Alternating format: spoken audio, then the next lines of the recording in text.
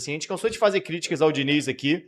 Eu constantemente fiz, ano passado a gente já fazia. Eu acho que uma coisa é uma coisa, outra coisa é outra coisa. Né? Tanto falo, a gente pode torcer, a gente não pode distorcer e não dá para ser nem juiz nem advogado de ninguém. No jogo de ontem, tá na conta dos jogadores. 100% dos jogadores o empate que o Vasco toma. Porque o Vasco ontem dominou a Chape, foi melhor do que a Chape, vou falar desse lance aí depois. Foi melhor do que a Chape. O Vasco ontem muito mais do que as 20 e tantas finalizações, que certamente o Diniz deve ter falado na coletiva, que constantemente usa isso. Ontem eu fiz questão de puxar o expectativa de gols, que é o XG, pra galera que não tá familiarizada, é como se tivesse uma pontuação cada lance desse. Não pela chance, pela finalização em si, mas pela oportunidade que o cara tem. No momento que ele recebe a bola, qual é a chance dele fazer o gol? E a expectativa de gols ontem do Vasco, segundo o SofaScore, foi 4,77. Ou seja, era pro Vasco ter feito de 4 a 5 gols num jogo como esse. Da Chape, por exemplo, foi 0,3. Não era pra ter feito não era pra ter feito um golzinho. Vasco e Santos, no ano passado, 6-0 histórico do Vasco.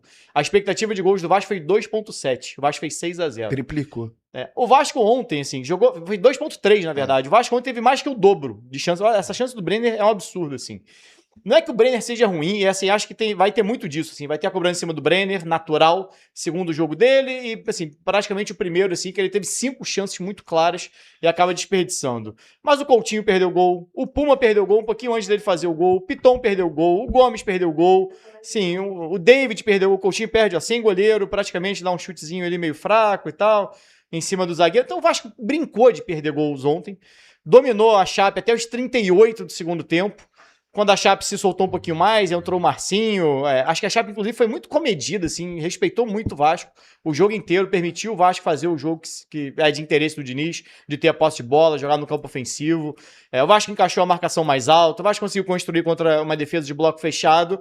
Só que no finalzinho vem esse golaço do Jean Carlos, mais um, já tinha feito gol contra o Vasco pelo Juventude ano passado. Acho que já tinha feito pelo Náutico também, não de falta.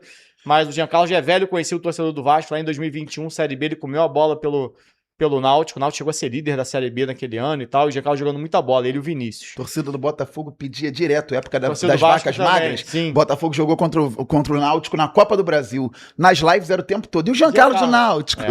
Bate muito bem na bola. E aí falha do Léo Jardim também, né? Então assim, eu coloco muito na questão individual. Foi falha o gol? Pra mim foi. Do Léo Jardim, pra mim ele começa... Mas na gaveta ali, cara, a bola não foi na bateu gaveta, travessão e entrou. Ela bate na travessão porque ele toca nela. A bola não tava indo ali naquela Lembra direção. o Neto contra o Vasco na Copa do Brasil? Que Lembra ele passou da bola? Lembra, que ele não chegou a passar. Eu acho que o Léo Jardim, pra mim, ele montou mal a barreira. Se você pegar, é que eu não sei se a gente vai ter a visão de trás, mas foram dois jogadores só na barreira. Isso porque o Léo Jardim já tinha tomado um gol dele ano passado de falta, tá? Pelo Juventude. Botou 2 jogadores na barreira e ele botou centralizado os dois. E aí o Léo Jardim vem muito para um canto, deixa o canto que ele bateu exposto, facilita pro Jean Carlos, porque não tinha 4 na barreira, ou 3 na barreira. Bota ele o gol de novo, bota Chega ele atrasado. E ele chega atrasado, ele chega na jogada meio atrasado. Ele não sei, choveu muito ontem mais uma vez, não sei se ele dá uma derrapada e tudo mais, mas pra mim foi falha do Léo Jardim, ele chega a tocar na bola, e não é que ele nem chega tão atrasado assim, não, ele tava inteiro na bola, dá pra ter ido melhor. E aí ele acaba, é o tipo de bola que um goleiro que recebe, como é o Léo Jardim, acabou de fechar o gol contra o Flamengo, é bola defensável. A gente vai, ó, tem 2 só na barreira, falta longe, o Jean Carlos bate, ó, ele chega a tocar nela. Ele toca nela, e toca assim, ele toca bem nela, ele toca com as 2 mãos nela, tá? Dá pra botar em câmera lenta aí? Dá pra gente botar? É o primeiro golaço com falha?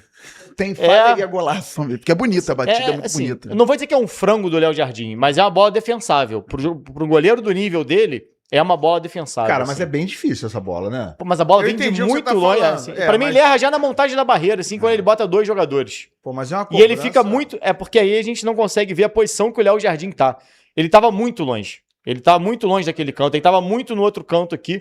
E aí, quando ele sai, ele demora pra chegar lá e acaba... A bola não foi nem no cantinho não, tá? A bola veio um pouquinho mais pra dentro, assim. É que a gente vai ver aonde ela entrou. Mas ela entrou onde entrou, porque... aqui, ó. O Léo Jardim tava, barreira com 2, ele tá bem pra cá, e aí ele vem dando uma patinada. Tá mal colocado aí? É, porque é de muito longe, não tem barreira. Tem barreira ali? Ele botou 2 jogadores mas lá só. longe, né? Lá longe. O goleiro fica muito assim pra um canto, quando ele tem uma barreira grande e é uma coisa de mais perto, né?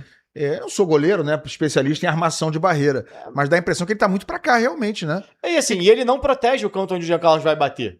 Porque assim, ele vem para um canto, tudo bem, e ele monta a barreira para bloquear o outro canto. Só que ele Mas não bloqueia o fez outro isso, canto, ele não bota fez dois os dois. jogadores centralizados É isso. e ele não bloqueia exatamente o canto onde a bola vem. E aí a bola passa, mas ele também não chega. Então assim, o goleiro tem que se garantir que ele vai chegar ali na bola, tem que se posicionar de um jeito que ele sabe que ele vai chegar. E a bola é que ela entra no ângulo, mas ela entra no ângulo porque o Léo Jardim toca nela e lança ela um pouco mais pro lado e um pouco mais para cima. Não que a batida não tenha sido linda do Jean Carlos, não, tá? Não é desmerecer a batida do Jean Carlos, não, que é um jogadoraço. Tá Como a gente muito falava longe. aqui. Só que assim, é uma bola que o Léo Jardim tem que defender. É o tipo de lance que tem que defender. Então, assim, eu boto muito ontem na conta dos jogadores. Assim, é claro que a torcida já tá pedindo fora de Diniz, mas eu acho que é muito mais pelo pacote, pelo momento, assim, de 3, 4 meses, que é um momento já longo. Mas ontem, o que o Vasco perdeu de gol é um absurdo. Nem o Flamengo teve a expectativa de gols tão grande naquele jogo contra o Vasco, que o Papa até falou, né?